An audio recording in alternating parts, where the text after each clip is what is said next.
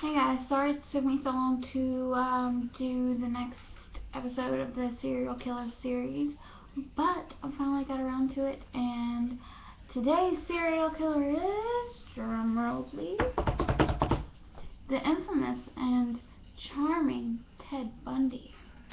So, Ted Bundy is known for his killing of women.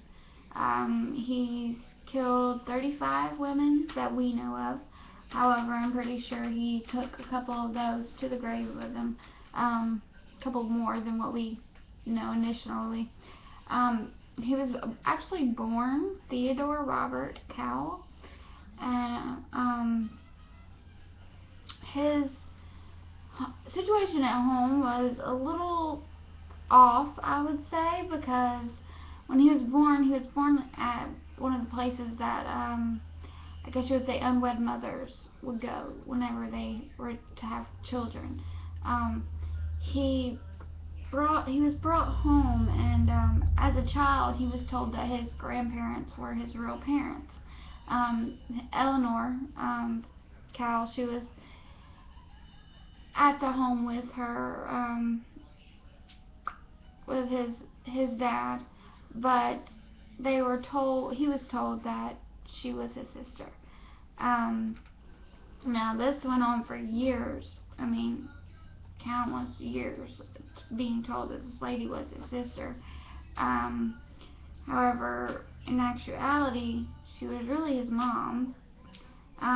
He was very shy when he was younger in middle school. He never dated any girls or anything like that. He was a Boy Scout, but he veered away from the social situations, I guess you could say. Um, then when he got older, like towards high school, he began to become very narcissistic, and he began to shoplift, and he kind of got the sense that he was above the law, so he would do things that were kind of risky. Um, at at the age of 15, it's not written down, in plain ink, but there was a 8-year-old girl that Bundy's brother had taught music to, and she all of a sudden went missing when Bundy was 15 years old. So his colleagues, a lot of people think that he's the one that killed her, or did something to her, because there was no way for anything else to happen, and it was pretty accurate link to him. Um, but Bundy was really smart. He did well as hell in school. He graduated high school with a B average. Um, he was really he had the type of personality where he was really good with authority figures, just like Jeffrey Dahmer was. You know, he just had that way about him that would make the authorities think that he was a good person. He went to Washington State University to study. Shit, what did he study? Lawyer wasn't the first one. Shit. He went to Washington State to do something. I'm not real sure, but it ended up from him turning from Washington State to Idaho State, and the reason that is because down the line they began to know it got really heated around him as far as like the police and what was going on with all the murders. Um, he got into a relationship with this girl named Stephanie. It was his first girlfriend, because after he went into high school, he kind of, matured his looks. He was very charming, very handsome. So he had this way about him with the women, I guess you could say. And, he fell in love with this girl, and she liked him, but it wasn't like a forever love. So he was really obsessed with her. He left and went back home, and that's when he found out his mom was actually the person pretending to be his sister. That's what sparked his rage in killing women down the line. Um, he went back to Washington and began studying psychology, because after he found out that that was his real mom, he kind of wanted to be able to manipulate people into, trusting him as a person. Um, he got into politics after that, and he started working for this, the King County Law and Justice System, and he was very into all the politics. He was very close to the Secretary of State of Washington, which is just crazy to me. But he also worked at a suicide hotline. In 1972, after he had already got the change of attitude, and he thought really well of himself, and it was a totally new Ted. He kind of got back with Stephanie, and she wanted to marry him almost instantly on the spot because of the way he was acting. And it, I'm not, he was very pretty in my opinion. But in 1974, that's when the rampage started, when he started killing all the women. And the reason, or not the reason, but the type of women he would kill were small-framed, sometimes wealthy, straight, long hair, and parted in the middle, because that is exactly what resembled his very first love.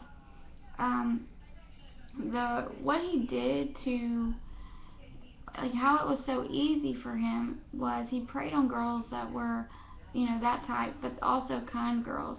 And where he would go would be the universities. He would be at Washington University, Idaho, Utah, Colorado. He killed in like all of these states, and it was almost all at universities. But he would lure them by pretending that he was injured, having a broke arm, could you carry my books, stuff like that. And then he would beat him over the head and throw him in the van. Once he did that, he proceeded to drive them out to the woods. They were still alive. He kind of had this sense of torture. He would have them almost near death, and that would be a thrill for him. And he would sexually assault them. And then someone asked him once he was on death row what exactly it felt like to murder somebody, and he said it wasn't about lust or greed or anything, and it was all about the last breath. That it felt like he was playing God, and pretty kind of sadistic. He was actually characterized as a sadistic and a necrophiliac serial killer, and that means he would have sex with the dead also.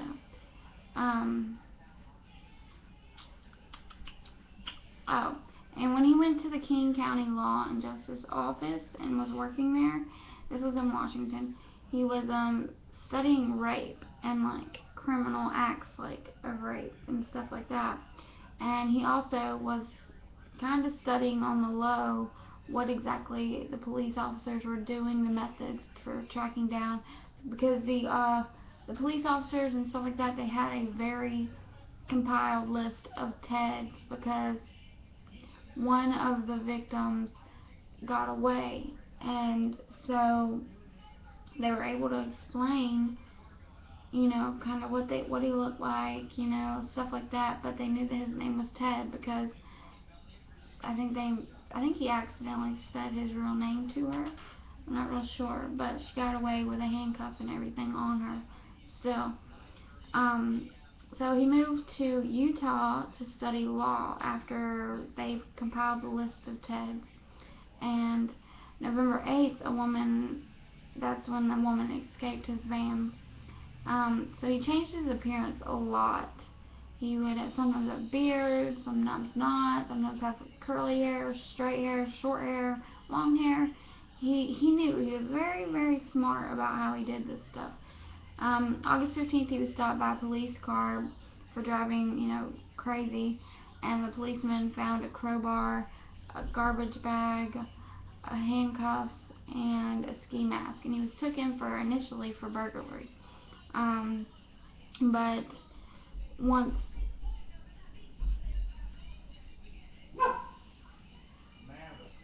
what? What? I'll be right back.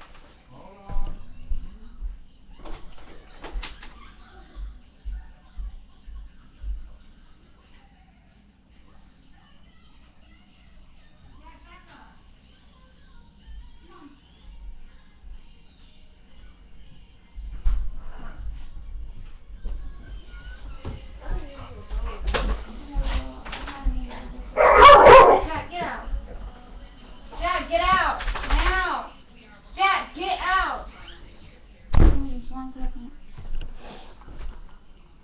Okay, and, sorry, I got kind of interrupted. Okay.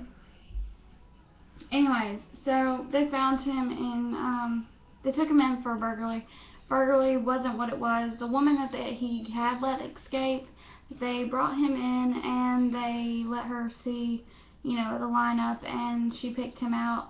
In 1977, they moved to Colorado, and he became his own lawyer because he studied law, and he was very smart about it. He had his own depositions. He took down stuff like that. I mean, he was really serious about the case and everything. While he was also in Colorado, he escaped twice. The second time he escaped, he went down to Florida, and he killed 6 girls while he was in Florida. One of them was a 12-year-old. I'm not real sure how they got him at the very end to bring him back, but they did find him. Bundy killed 9 years. No, he stalled 9 years for his crimes because he was his own lawyer, so he had all this stuff going for him. But basically, in the end, he couldn't stall any longer. I mean, he did a damn good job as being a lawyer, but he couldn't really do it. He was found guilty on all counts. He was sentenced to the electric chair. I think it was January 24th in 1981. And I want to read something to you guys. This is what the judge said right before Bundy got his plea read to him. It is ordered that you be put to death by a current of electricity. That current may be passed through your body until you are dead. Take care of yourself, young man. I say that to you sincerely. Take care of yourself, please. It is an utter tragedy for this court to see such a total waste of humanity as I've experienced in this courtroom. You are an intelligent young man. You would have made a good lawyer, and I would have loved to have you practice in front of me, but you went another way, partner. Take care of yourself. I don't feel any animosity towards you. I want you to know that. Once again, take care of yourself. So, that's how it ended. He told his loved ones that he wanted, his love to be directed towards them, and Ted Bundy was a very charming person, and he took it out because he was lied to by women, and he wanted revenge against women, and that's really what it all amounted to. In court, every time there was court, there was nothing but women in the seats, watching and giggling and looking at Ted because he was just so handsome. He had groupies, but these women don't realize that if he would have been in a room with them, they would have died, because that's just the type of person he was. He did a really good job at hiding what he had been doing for the longest time. The Secretary of State of Washington, he had no idea. They put together a fund to try and get Bundy out of it because they truly believed that he was, innocent. And his mother defended him until the day he got into the chair, and he told her the truth. So, yeah, it's crazy, but that is the second serial killer for the series. I hope you guys enjoy. I hope you guys have a good Tuesday. Take care of yourselves. If you have a request for a serial killer or somebody that you want me to reference, leave it in the comments below. I hope you guys have a good... I already said this. Anyways, much love. Mwah. Peace out.